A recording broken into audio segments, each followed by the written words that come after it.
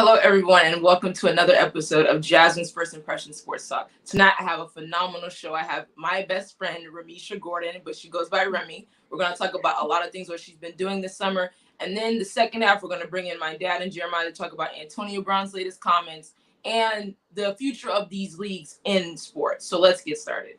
Welcome to Jasmine Pollock's First Impression Sports Talk, the fastest growing sports talk show in the country. And now, here's your host, Jasmine Pollock.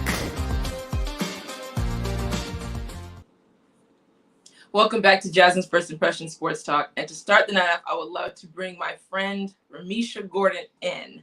So, Remy, how are you doing, bestie? It's been a while. I can't wait to see you next week. We start school. So, Yes. tell the audience a little bit about yourself, what you're doing this summer, and, just what you're doing and who you are. Okay. Hi, I'm Ramisha. I go by Remy. I'm a senior at Warner University. I played sports there. That's how I met Jasmine. We both played flag football. So, I'm a little athlete, just a little bit. Right now I am spending the last week of my internship here in Chicago, South Side, and we are actually finishing up our summer camp. So, yeah, that's just a little bit about me. So, this summer camp that you're doing is called Project Hood. Am I correct? Yes. So, explain to the audience what Project Hood is and what's the purpose of Project Hood. Okay.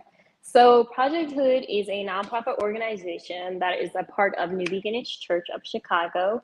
The Hood stands for Helping Others Obtain Destiny. So Project Hood really helps people, keep jobs. We have violence prevention teams, education, just different types of opportunities, as well as like this summer camp is actually an extension of the Project Hood organization. So just helping kids. If you don't know much about Chicago South Side, it's very heavy on the violence. So the summer camp ran from the end of the school year to the beginning of the school year. So we lost some of our kids this week due to them going back to school. But we just want to finish this off strong, especially with our counselors as well. We call them group leaders. Just as well for them. It's called Camp Refuge. So it's a refuge for a lot of kids and a lot of people that are going through things at home or just going through things in life. And they just come to camp from 8 to 4 every day. We feed them 2 meals and a snack. We give them different activities. We take them on different opportunities, museums, airports, just giving them a lot of like awareness and exposure and just seeing the different opportunities they have outside of, the city that they live in. Right. And I knew you were perfect for this because when we were at school, you were leading the charge when it comes to Bible study for Flag. You were the number one person for that, making all the PowerPoints and giving us little activities to do to get closer to God. But for this nonprofit organization, Project Hood, is this just in Chicago or is it like nationwide? Project Hood is just in Chicago because it's a nonprofit extension from a church, but there's a lot of other churches that do have violence prevention teams as well, or different organizations that have like similar things to New Beginnings Church. So there's a lot of people that are being the change and helping the change. So you have mentioned the, the spiritual aspect of it. So we're also teaching the kids that. So Pastor Brooks, that's the pastor for New Beginnings Church, Pastor Corey Brooks, he had this vision to implement the gospel to these kids, just planting the seed inside them. So we taught them who God is, why he came, what he does, why is it important to have a relationship with him. And then we taught them the armor of God. And I feel like that was just very vital, especially in the world that they live in. So example, the violence that I had mentioned, just putting on the armor from head to toe as far as preparing myself to go to war with everything. So whether it be with school, whether it would be with people, finances, just the world we live in. So, yeah.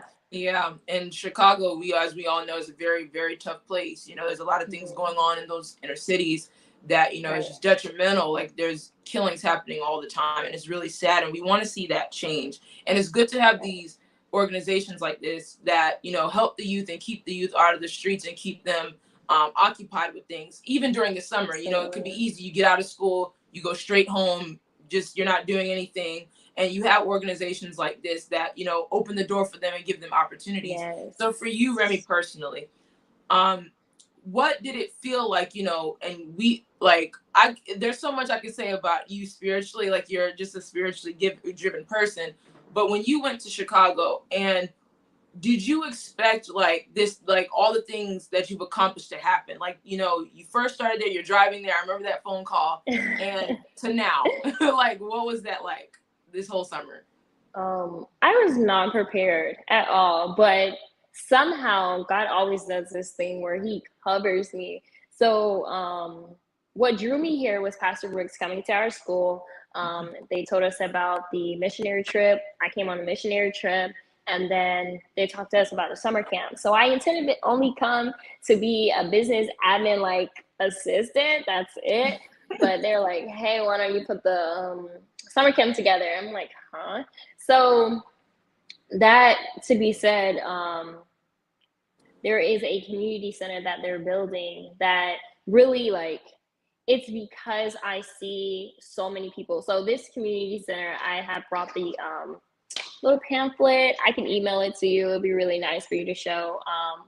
So on the back of it says hashtag be the change. So this community center is going to help bring a lot of job opportunities, health and wellness opportunities. So like clinics and stuff like that, jobs, like a summer camp refuge. Just it's a community center, and I saw this vision and I said, I just want to be part of that. So there's so many other people that saw that too.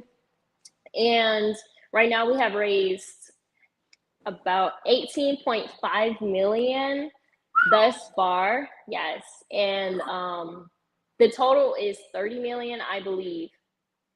30 or 35. I'm sorry Wow. if I'm not clear. Yes.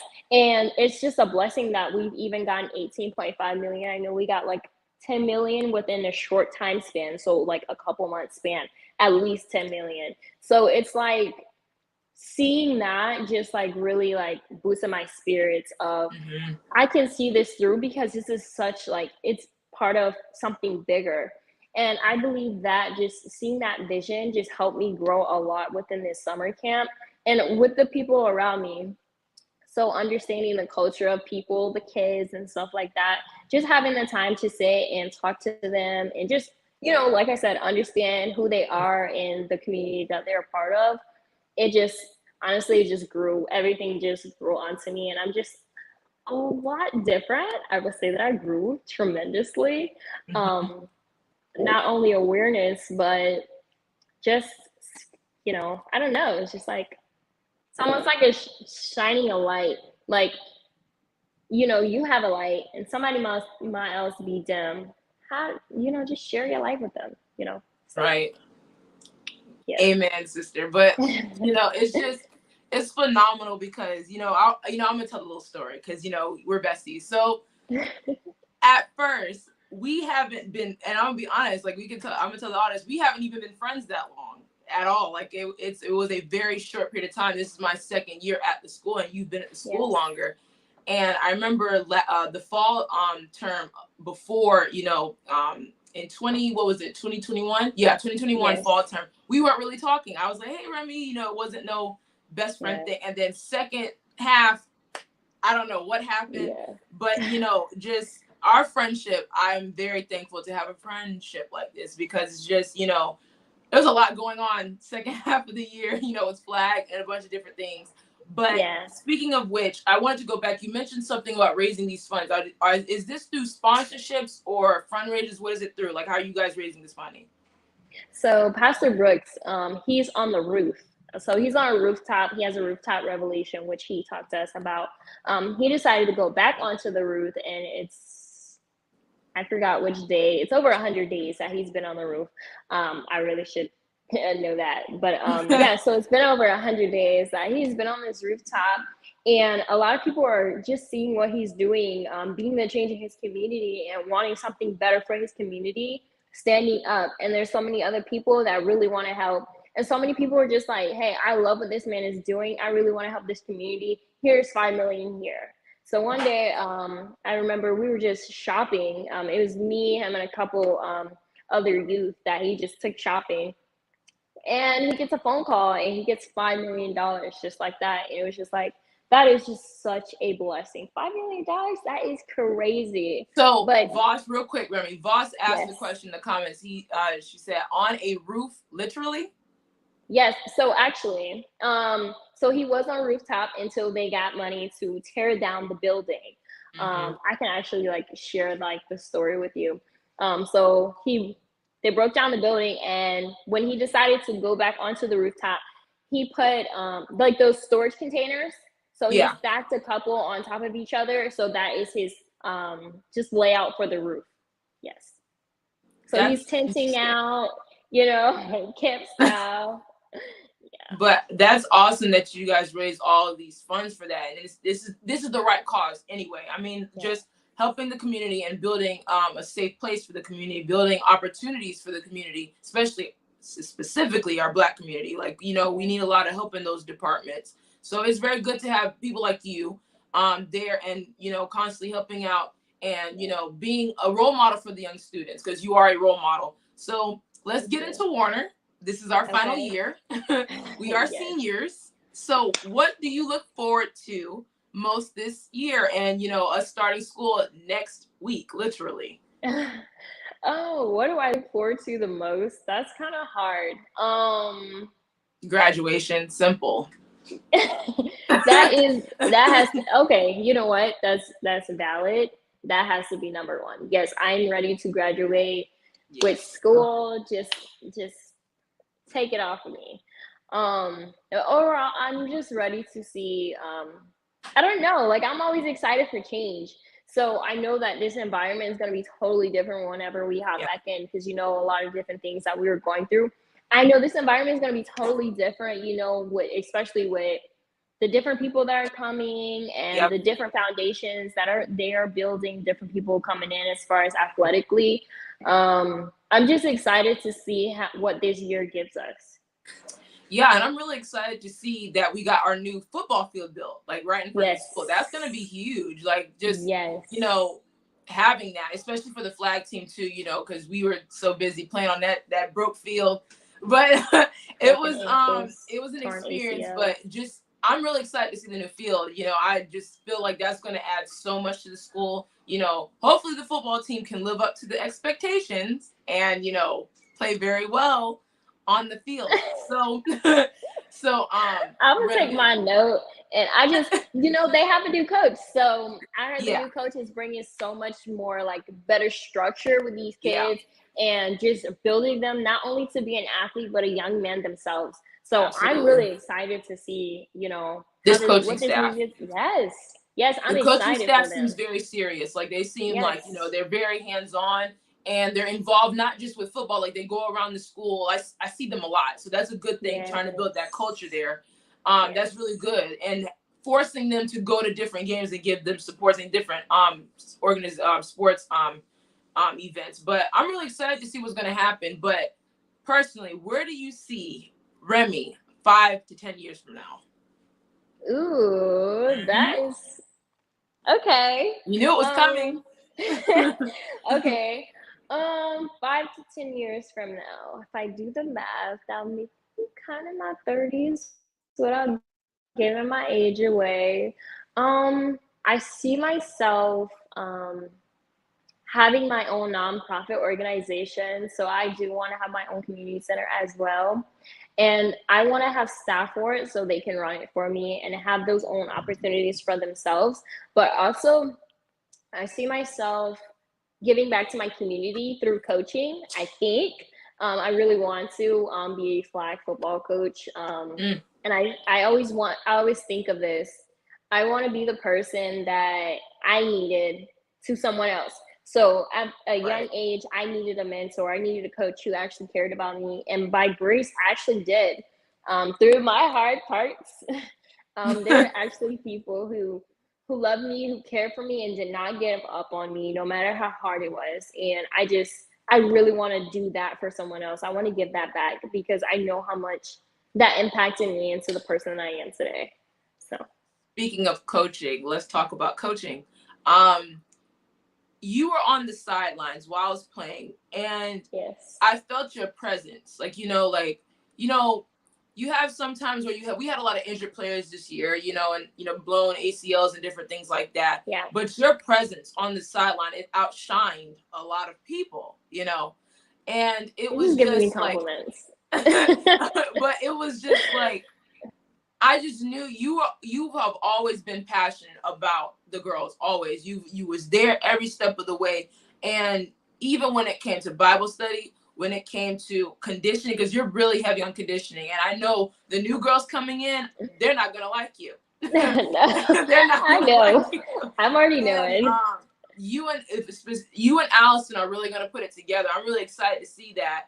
And just really bring that out in the girls. And I would love to see you out there being a coach. Definitely. I want to see that because you have that voice, you have the backbone, you have the composure, you have the patience. I think we don't talk about that enough. Patience with players and not just getting frustrated with the first mistake they make.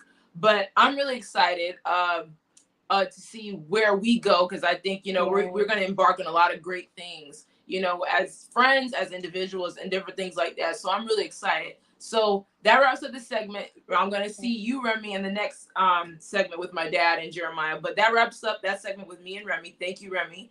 And if you guys want to be a guest on my show, Jasmine's First Impression Sports Talk, and see past episodes of my show, you can go to my website at jasmineonsports.com. We're going to head to a short break, and we'll be right back for more sports talk.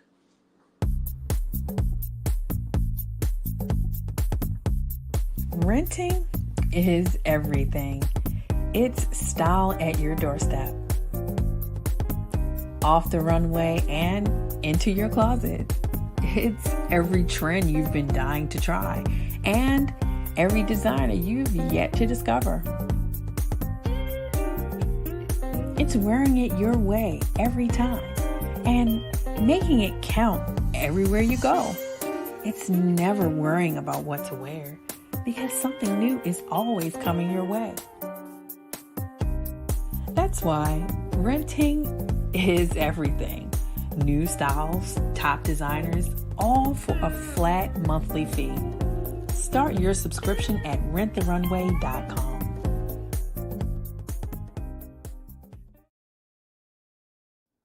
Slow roasted over hickory fire and pulled by hand. This is the way pit pork has always been done. Pulled pork lovers, rejoice. The smoky old days are back at the Smoke Shack. From the creative team that brought you the Browning Project and Dead by Morning comes a new thriller that will change the way you look at white-collar crime forever. Fallen from the Sky.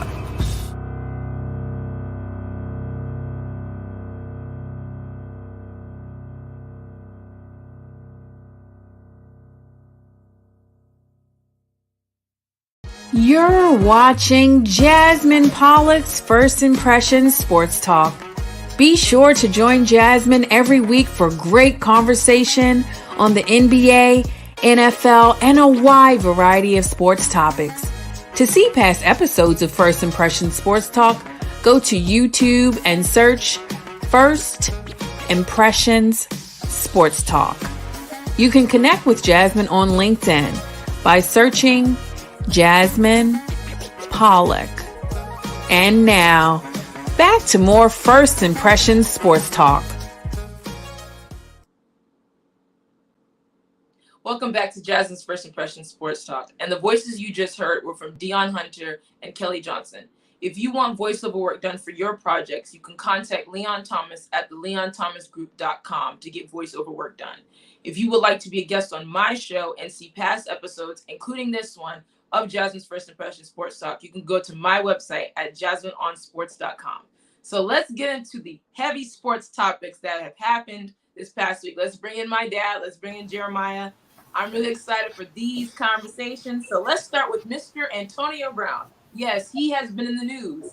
So he recently made a comment that, everyone was talking about, and I would like to read the comment to you guys. My biggest regret in my career doesn't involve calling my GM a quote-unquote cracker or showing up to Raiders camp late in a hot air balloon with frozen feet or throwing rocks at the UPS driver. And it definitely doesn't involve taking off my shirt and doing a victory lap around the Jet Stadium mid-game while throwing up deuces. My biggest regret is that I'll never get to see me, Antonio Brown, play a game live. Sure, I can watch the game afterwards, but I can't imagine what that was like for you all to see something like that. Like watching the Beatles or Jesus perform at the Red Rocks. So, Dad, I want to start with you. What is your reaction to what Antonio Brown said? And he said, sincerely, Antonio Brown. Well, me being a Bucs fan, I don't really put too much into what Antonio Brown says. Clearly, Antonio Brown only understands. He's the only one that understands Antonio Brown. A person to have his abilities, both skill, work ethic, and talent, and for him to squander these opportunities the way he has, it's even beyond money. Whatever's going on with him psychologically, it's beyond money. I don't think he's crazy. I don't know really what to say, because he's gotten opportunity after opportunity to get top contracts, even in situations where he just had to show up and he would have got paid well. Right. And also, when I was a fan of his to a point, I just didn't enjoy his antics. And that last hurrah last year when we were playing against the Jets, you can't tell me that Antonio Brown wouldn't have been able to help the Buccaneers possibly win another championship last year. So for me, I'm kind of done with him in those antics, because it takes away from his greatness. Now he's diminishing his accomplishments, because now he's overshadowing everything with all these weird antics and different things he's doing. So now it's like he's reaching for more, attention, and he's just doing a lot of things that it's really, for the lack of better words, it's really a turnoff as a fan. Yeah. To where, like, now it's becoming a joke. It's a sideshow, and I really I don't put any kind of weight or anything into the comments he's made, because the only thing that is something to create more conversation about him. And I'm just frankly, out of the Antonio Brown club. I think for reading this, when I first read it, it was obviously we laughed again when we heard it. He's taking notes from his good friend Kanye West. They just know how to market very well. I just know he's going into the rapping career too. He's doing a lot of different things like that. But this is really sad to me, because it's just Antonio Brown didn't have to go this route. I mean, you're playing with Tom Brady, arguably the greatest quarterback to ever play the game. And you had a team around you that was lethal, as the Bucs were, and still is a very lethal team. And you had the chance to repeat. I think if they had Antonio Brown against the Rams, they could have very much won that game. And Antonio Brown, you decide, because you personally feel a particular way, you go, when the Bucs played the Jets, you made a scene while the offense is on the field, while Tom Brady is, under center, about to snap the ball. Literally, you did that. And it's just like, I just don't know what else to say about him. I just think that this is all marketing. I think he finds a way to keep himself in the loop with a lot of different things and keep people talking about him. Because other than that, we're not seeing him play. No one has called him up. But there has been speculation, and I would not be surprised if, some people were saying that him and Jerry Jones could link up or something, and he goes to Dallas. I would not be surprised about that, because I think him and Jerry Jones are in a similar thing when it comes to the antics, when it comes to the marketing, all of that. He will look very good in Dallas, because that's what Dallas is. The big team, the $1 million, all of that, the highest paid team with the most revenue. Of course that would look good. But Jeremiah, I want to ask you specifically, what did he mean, like watching the Beatles or Jesus perform at Red Rocks? I mean, to him, he thinks he's God in a certain way, but just on the field.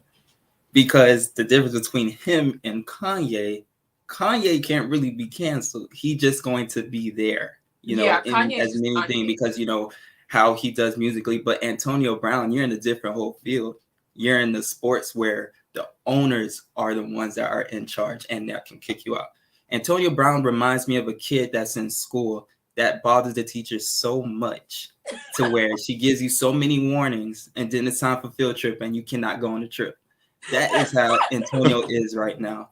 That's why I kind of put this situation with him, because right now it's a little bit too late. You put a lot of those things out there. You had a lot of time to make so much money over time, especially with the Raiders. You had that incident when it came to the Steelers, and so many things beyond just what happened in Tampa. So I think that the Cowboys will pick him up, but that is his only and last chance to ever see light inside the NFL. And honestly, if that does happen, that will make Dallas more dysfunctional than they already are. Because when you look at that, think about this. Antonio Brown wants to be number one. He wants to be that it guy. He wants to be dependent on. So just imagine Jerry Jones, oh yeah, AB, we need you here. But honestly, let's look at the flip side. We know Jerry Jones, he is the face of the Dallas Cowboys.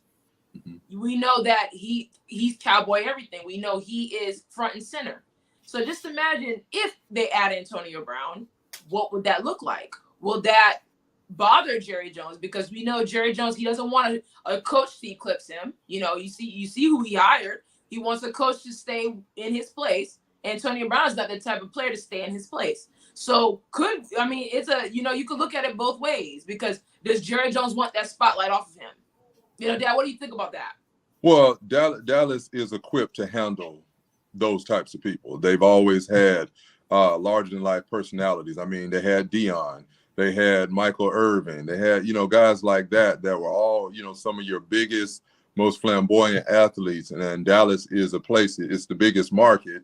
So Dallas is a place where a person like Antonio, believe it or not, would probably thrive, because they welcome, just like, like your California teams and places like Miami. It's kind of that flashy, but Antonio Brown, if you do take a chance on him, there's no denying his work ethic and his talent on the field. When the man steps on the field, he is the best receiver on the field. It's been that way his entire career. Even with all the stuff going on with Tampa, he came in and he immediately helped that team win. Yes. It tells you that even though he's doing all this stuff, his work ethic has not fallen off. Now, Dallas has to make a decision on, hey, do we want what comes with him? Because now you got Antonio Brown. Now you bring it. There's going to be an entourage.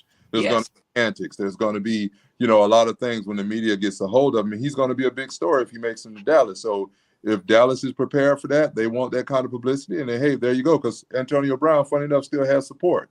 And that's where he still has an inside chance of getting in the NFL, even though most people don't think. He still is a person that can perform. Now, this is all barring that is his ankle that was supposedly injured during the Buccaneers.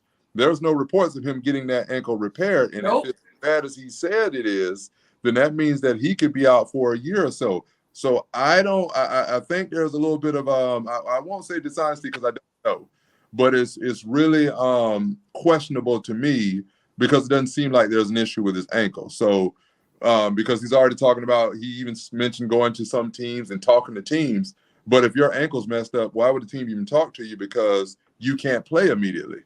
Yeah, did we really? And I wanted to ask you, but do we really know why he did what he did when they were playing? Well, the explanation, there's different, and like I said, there's a lot of speculation. But people that were on the field, like Mike Evans, even Richard Sherman, even spoke about it. A lot of them were saying that they were trying to get him to come back in the game. And he was saying something about his ankle, but there's different perspectives on it. So I don't want to get into that too much, because I don't know which way. All I know is that I don't necessarily disagree with them having a disagreement, but I just think that you could have handled that after the game off the field. That's why you have agents and GMs and different things like that to handle the business side of it. But to leave a team like that, injured or not, it's hard for me to justify that for you. Because that just makes it really took away from the game. And it put the spotlight on you, which speaks to your personality to me. And I see down here, Voss says he did what he did because he is nuts. But that could be true. Yeah, but it's just, if your ankle's hurting, Like if you're injured, why are you taking all of your pads, your gloves, throwing it everywhere, throwing it to the fans, and then running around throwing up the deuce signs? And doing like almost doing jumping jacks going off the field. Well, And yeah, that's even the while the attention offense is seeking. even while the offense is playing. And imagine this, he also in that same game, he had ran a route that it's like, if there's something wrong with your ankle, man, I mean, Yeah, honestly, I think Antonio Brown does what he wants to do. I think, like, I don't know, I hate to talk about this because I don't know what the man he could have an injury or whatever, but it's just the problem is we can't give him the benefit of the doubt because we know what he's done before. Like we've seen these antics and these different things before. Even he mentioned it himself, what he's done. But I think he's thinking as himself as, like Jeremiah said, that he's a higher power, a very, prominent figure. And he is to some degree, but it's like, here's one last don't thing. see you anymore. Jasmine, one last thing on that, and I'm gonna leave it to you on this. When you're a fan, as I am, of the Buccaneers and a fan of Antonio Brown, it becomes more to the fan than just it hurts, it cuts. Yeah. When you're putting so much in your team and you're really excited to see what your team's going to do, and it's already hard enough to see your team go through a full season healthy, and you want to go into the playoffs with a fully loaded gun. You want to go into all your players that help you win. And when you do things like he did as a fan, that when you put a lot into, people are passionate about these sports. As I am well, and when you see that, it's frustrating and it hurts because you're watching these games and you really want to see your team succeed for your city or for your town. So it's deeper than just him. It's like you put on that uniform, you are a performer, you are on stage, everybody's watching, so you're somewhat obligated to do it. Now people say, well, you're not role models. Yeah, you don't have to be a role model, but you're still there to do a job for the public. That's but why honestly, that when people say the role model thing, in some form or fashion, a celebrity, an athlete is a role model. Yeah. Why you in some form, people are watching you do a particular thing. There's going to be people that admire you. There's going to be people that may not like you. There's going to be people that try to mimic you. You are, in some form or fashion, you are a role model. Absolutely. I don't care what anyone says. Him being, especially a wide receiver, how many young wide receivers look at Antonio Brown as, their favorite, and still look at him as number one. He's probably number one to a lot of them. Exactly. And there's how many of these young athletes, young receivers, from his area, from down south, who say, Antonio Brown's my guy. I want to mimic everything he does. Yeah. So let's head into a different thing. We'll see what Antonio Brown's going to do, but we're going to head into a broader topic. In today's leagues, and Jeremiah, I want to start with you. In today's leagues of sports, is getting paid more valuable than winning? Yes, I do believe so, that actually players wanting to get paid more, because you see it in the different side which comes to these NFL contracts. Look how big and the amount of salary that these NFL players are getting now in today's specifically quarterbacks is specifically quarterbacks. And look at just the size of the contracts in the NBA. You just see what a player like Damian Lillard is getting, like a Bradley Beal is getting. But the difference is in the NBA, these players are not winning. That's getting these big, huge contracts. Now, we already know how Stephen Curry got his big contract a couple of years ago, which was the biggest at the time.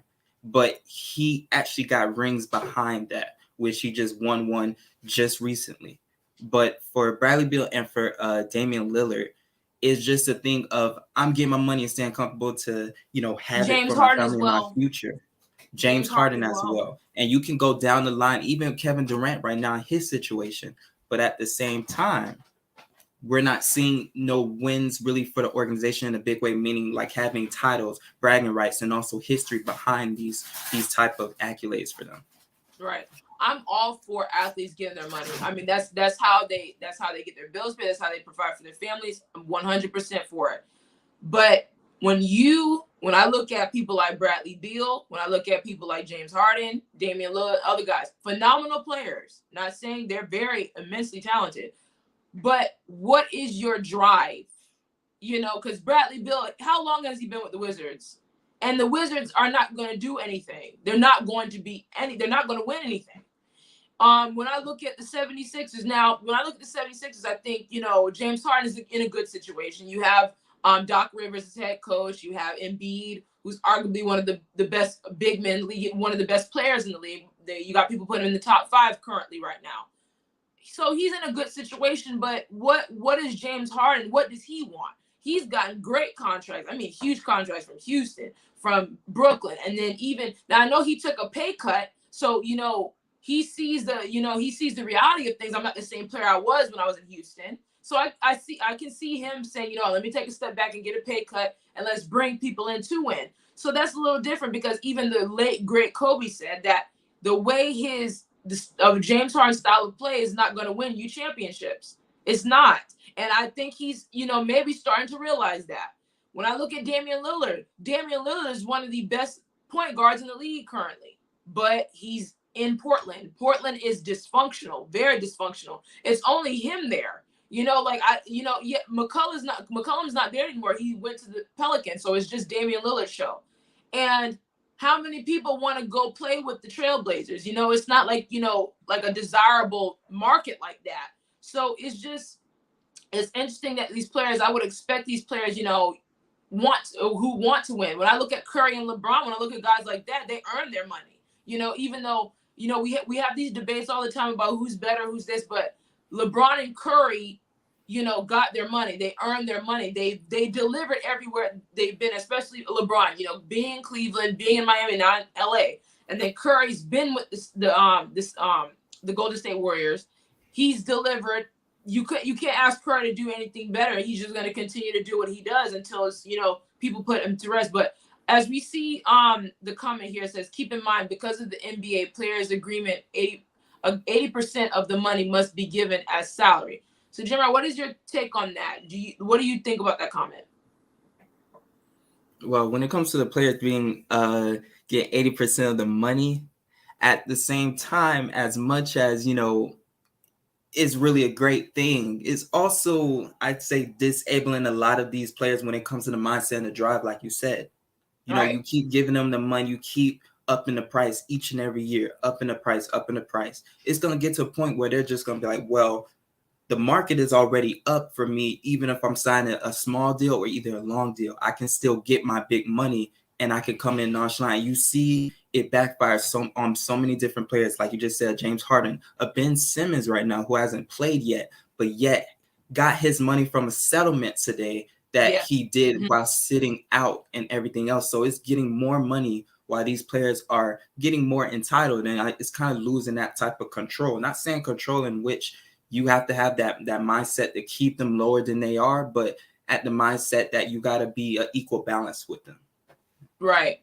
And like I said before, I'm all for players getting their money. Like that's just, we as fans pay money to see these guys perform at high levels, and if I'm a fan, like, there's been years where I've seen, some of my favorite teams have very bad years. And, just recently the Green Bay Packers, before they went on, before Aaron won the back-to-back MVPs, we weren't the best teams. We were, a lot of injuries, a lot of different things going on, still a lot of different things going on, but it's a lot better than it was before.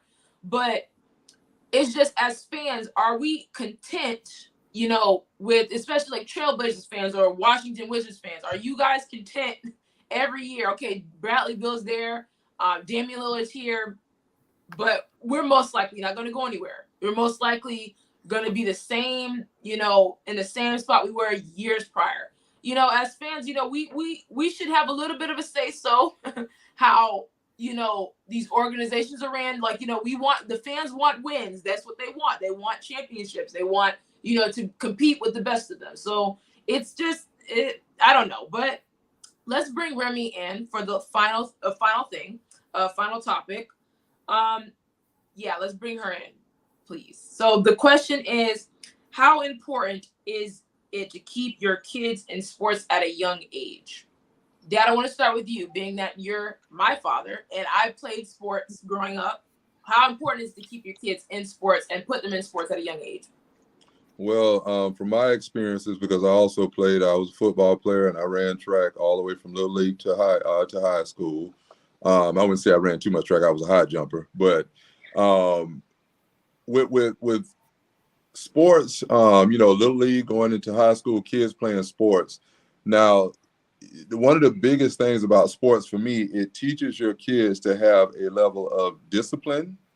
It also teaches your kid perseverance, because some of the workouts, it teaches them to kind of deal with to deal with adversity, and it also gives them something else to grasp throughout the year. Because one of the problems with a lot of the youth, from a health standpoint, from a distraction standpoint, sometimes we have too much time on our hands, and we don't have we have to make sure that we're occupying our kids with the right things, not just everything, but occupying their minds with everything. Like my youngest daughter is doing color guard this year. It's not football, it's not basketball, it's not track, but it's definitely something that's going to demand she do some physical things, but it's also giving her a team experience, which I think is and then also, if you're going out there in the world, you guys are college students, you guys are going to go out and build careers. It's teaching you guys how to be competitive as well, because you have to be competitive. Without to have the ability to compete, you're going to lose. So you have to be competitive. So I think that kids having that under their belt is very valuable from the standpoint of it's just giving you so many other values. And also it gives you problem solving, because if you're out there on the field, sometimes you're going word for word with another guy in a tense situation where people are upset. Your teammate might not be in the right position or whatever else. So you're learning problem solving skills in a tense situation, because the play's about to start. Dude, you need to get in the right place, and you got to kind of do things on the fly. So it helps. It's so valuable to me. And that's why I don't understand why more parents don't try to find, different types of things, especially summertime, after school, to put their kids in, to make sure that they have something else to grasp, something else to try to attain, to keep them focused. Right. Remy, for you, being that, we talked earlier about you being a coach, and we talk about this stuff all the time. How important is it, and you grew up an athlete as well, how important is it to keep kids, to put your kids in sports at a young age? I mean, I piggyback off of him. It is really, really important. I feel like it's very vital with growth. I know personally, I grew the most because I was in something athletic. Like he mentioned color guard, I did too. I did ROTC, and that self-discipline, you learn things at home, right? And then you go on a field and you learn something else, but you're having to implement those same things that you're learning at home, whether it's cleaning up behind yourself or, just keeping yourself apart, you know what I mean? So just those small things, they become big. So discipline is huge. I guess that's why I'm so hard when it comes to the field, because I know what it took for me. So it's like pushing someone else as well. So that self-discipline, I feel like personally, it also helps people with mindset. So I feel like I'm the most in control, and I don't know, it's weird, but mentally okay when I'm playing sports. It's like I'm physically healthy and I'm mentally healthy at the same time. And diversity, learning how to work with other people that are definitely different from you. And you might have people that are better than you, that are competition.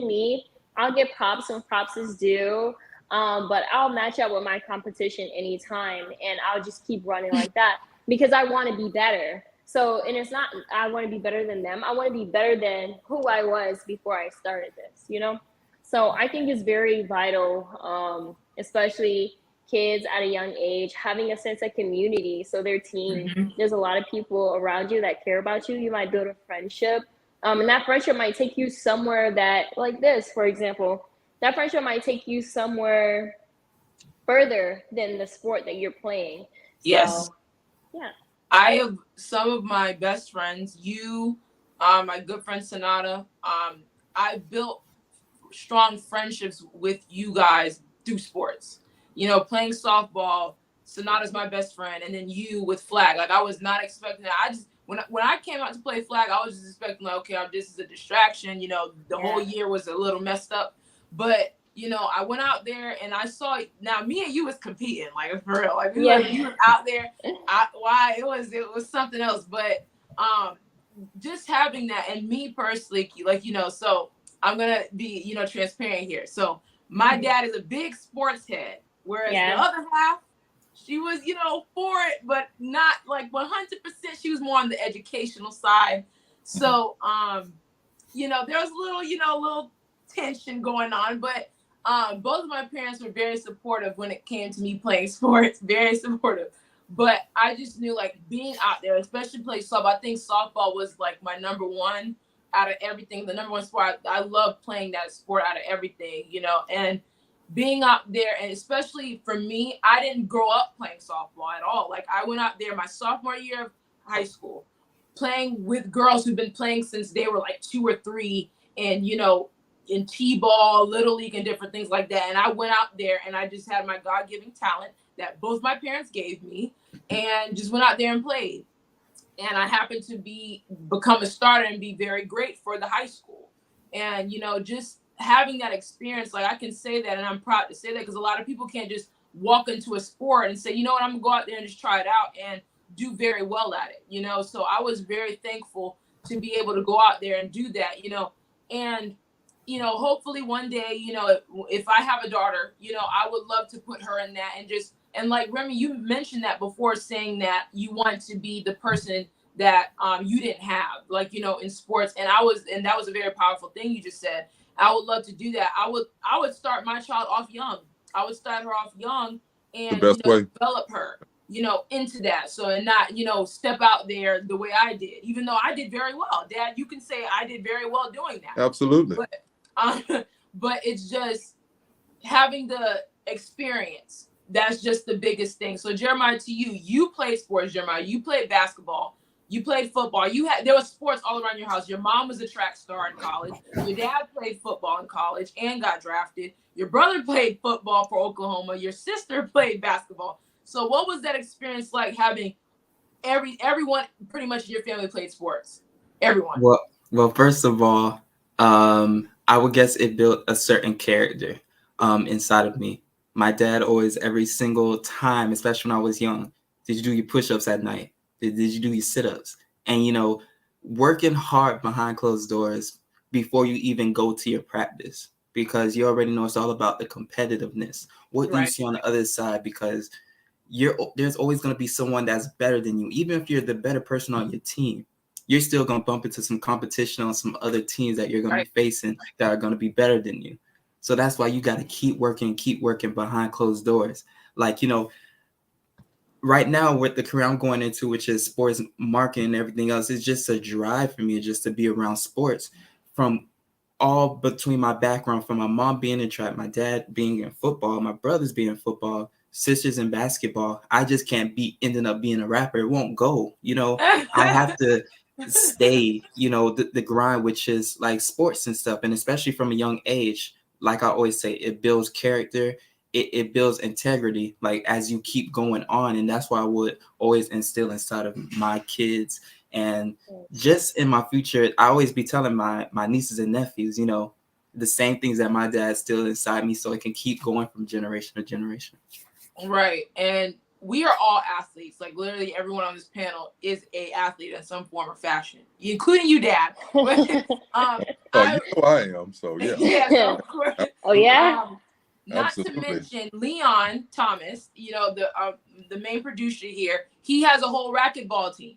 So I mean, he starts kids off 4 years old and they train. Even things like that. Like, I'm just, when it comes to sports, like, sports is in my heart. Like, I love sports so very much. And even for me, and one of my goals in life is to be one of those people I want to see a actual national professional softball team. I want to see that. I played the sport. I know how dominant that sport can be. I watched the college series. We should have a professional sport. Those women only have the Olympics. That's it. And the Olympics doesn't happen every year. It's every 2, 3 or 4 years. And we should have a actual women's softball team. And I want to be one of those people to push behind that and really say, you know what, be part of that committee. I want to be a part of that, to where you can have it in different cities. Even in the Tampa Bay area, softball is huge. I mean, huge. I think it's going to happen, though. Right. I think it's going to happen.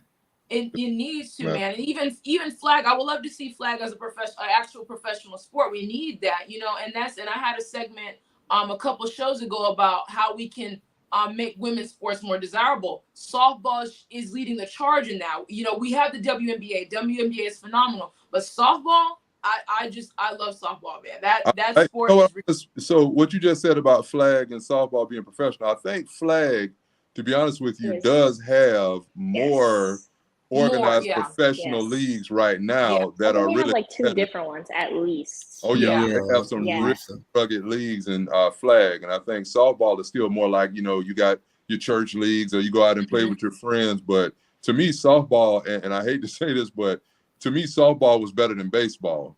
Yes, and the reason I say that is because softball had the speed of the game seemed faster in softball. And to see that that process, especially travel ball, when you see all these different teams, you see some of the best softball talent in the entire state of Florida, and some of those girls were such great athletes. And I really enjoyed that part of it because I wasn't a baseball fan, but when I watched Jasmine play softball, I started to become a fan because I was able to see her go out there and play.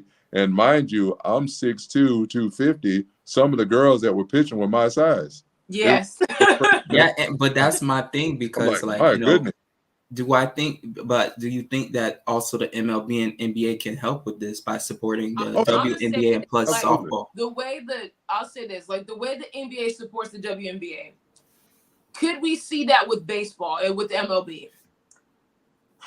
I think we can. I think the NBA is a lot more friendlier when it comes to supporting the WNBA, but we have to have a lot of the top MLB players support that. Like, Steph Curry, LeBron stand heavily behind the WNBA, and there's a lot of other guys and they watch it.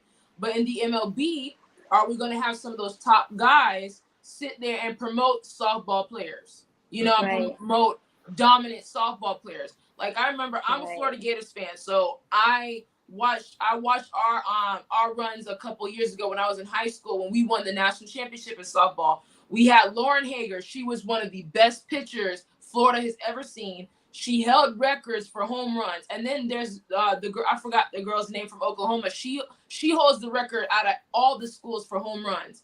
You don't hear about her enough, because you don't have a league like that. You don't have a softball league. And I just want to see that. And the MLB has to stand behind that. We have to have the top MLB guys say, this girl right here is it. Yes. And she is dominant. This is her thing. We're going to stand behind softball. And softball is just a fun sport. I love the game. And it's much quicker. It's much quicker than baseball. Baseball takes forever. It's long. It's just a snooze fest. Jasmine, one thing about softball that I do want to mention. So what's the most popular sport right now in the United States? Football. Football, yeah. So, and what comes behind that is going to be basketball. Yes. The problem I think you run into with the softball league is collegiately is big. Travel ball is big, but the problem is even in collegiate softballs, how big of a crowd is it drawing? What is right. And that's why I think the biggest issue you're going to have with softball is it's going to take a very big campaign down to the lowest level to interest up, because that's the biggest thing. Like WNBA, you see how long it took to get that out. It took a while. And to build, to get people out there, because basketball is a sport that's kind of accepted by all cultures. Yeah. Baseball. Worldwide too, Dad. Worldwide as well. Worldwide, yeah. Yes. And softball, not so much, but baseball is international as well. So I think it's going to take, it's starting from a lower level to get more people engaged in it, because I think the marketing aspect is bigger than the sport itself, because you have the talent, you have the athletes, but somebody has to say, hey, we're going to take a chance and we're going to really market this to get, those crowds to those games. And if you get that, then you're fine. Yeah. You mentioned a huge point. Go ahead, Remy. No, I mean, he mentioned a huge point. I mean, it goes back to, I feel like it all comes down to the history of everything and not being respected. Because, I mean, just an example, you go to a high school basketball game. I played basketball. I was a bench rider, but I still played. And the men's basketball team, everyone from the school came, their family came. It was huge. There was no seats. But us women, just our practice players was in the, on the bleachers. It was just not that much attention. Like, oh, we don't really care to see girls play. So what he's saying, yes, it's going to take a huge campaign just Huge because effort. it goes back to the history. Do they really want to see us play? And I feel like we have the players, like he said, we have the players for it. We have that athleticism. We have the talent for it. We have the passion, the drive, but we don't have people that support us enough. Right. Here's the thing. I will say this, though. Women outnumber men 4-1. Yes, they do.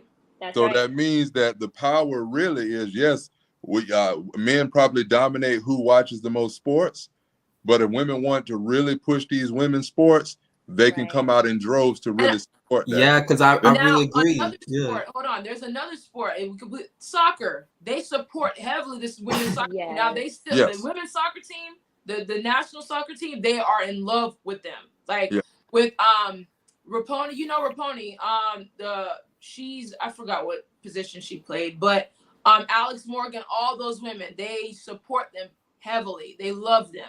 Yep. But even women like them, we have to do a collective thing. And like I said, I'm calling it now. I want to be one of those people to push for a softball league. I want to do that because I just feel like I love that game so much, and I dominated that game very much. But people won't give me the credit. But I definitely love that sport, and I would love to see it on a national scale the way we see all these other sports. That's all I'm saying. Softball is a fun sport. It's fun to be around. And Dad, we have many stories about it. You can start small. Like women in the household, when you with your husbands, like you have to change the channel, put it on WNBA or something. Change it to softball. You got to do the smallest thing. And just imagine. I think that's the biggest thing is, if you start, because just like men, we don't need, like say for instance, we're watching football. Women are into football as well, but we don't necessarily need women to watch football for us to be interested in it. And I think it has the other way for the support to women's sports, where you don't necessarily need me to take you to, I want to go watch the women's soccer game. I want to watch the basketball game. I want to watch, because that will create, if the wife is going, guess who else is coming? Right. Mm-hmm. So that's kind of where the power in that is just women coming out in numbers and saying, hey, we're going to support that. And I think that's where the change will come. So that was just my point on that. For sure. And it's I just want to see it. And I love this conversation, because, and even having conversations like this and opening people's eyes and really showing them, like, the importance of softball. Dad, honestly, I'm thinking about having a show strictly about softball and just bringing out the old footage of, my bats and my glove. I can't even find my glove, but, we that's put out the videos. I got the videos ready. Please do. Guys, seriously, I don't mean to brag, but your girl was something else in the softball field. Stop it. You had to be. I mean, the way you were playing the flag, I was like, all right. So funny story. So we were like practicing outside of the dorms, and I saw her standing around. And for some reason, someone said cheerleader. So I was like, oh, she must be your cheerleader, wanting to play on the flag team. Until we go out, and I'm like, okay, so she says she's never played flag before, but she almost just ran through me. So I don't know. Like, we're going to have to backtrack. It was hilarious, but yeah. No, Remy, like you're dominant on the field. Like, listen, I think cheerleading. No, no cheerleading in this house specifically. But I never, and I've always been like that, Remy, for real. Like I said, I'm literally a walk on when it comes to a lot of things. Softball, I walked on. Flag, I walked on. I mean, thanks, Dad. Thank you for the genetics. I'm very thankful. When us little boys, when we're playing out in the yard, who was my receiver? Jasmine. Yes. Okay. Yeah, so that's where that came from. So. Okay. But, yeah, so we'll definitely see. We're definitely gonna see what's gonna happen in the future. But that concludes this episode. Thank you, Remy, my best friend, for being on here. You need to be on here more often. Thank you for having me. Of course. Thank you, Dad. It's always a pleasure. Thank you, Jeremiah. It's always a pleasure. Thank you, Leon. Thank you, Jay, for being the production. I see the comments from Boss. Always a pleasure having you. And the comments from Leon. But that wraps up tonight's show. Thank you to the audience for always giving me support. If you guys want to be a guest on my show and see past episodes of my show, Jasmine's First Impression Sports Talk, you could go to my website at jasmineonsports.com. You will see me next week on Monday for more sports talk. I'm going to talk with Sean Westerland, which is the brother of Richard Westerland, the twin basketball brothers. We're going to talk more about basketball and their rivalry. So we'll see you next week here at 9 p.m. Eastern Standard Time. Have a good night.